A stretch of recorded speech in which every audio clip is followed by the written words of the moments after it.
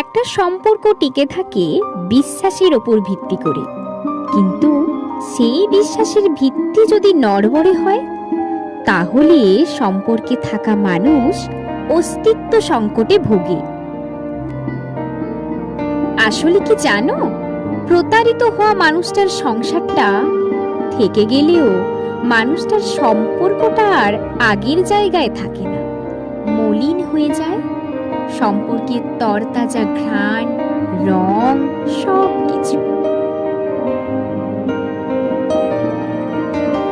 সালমান হাবিরের একটা কথা আছে, যত দূর যেতে চাও উড়ে যাও পাখি, স্মৃতির নাম করে আমি তোমার ফেলে যাওয়া পালক তুলে রাখি।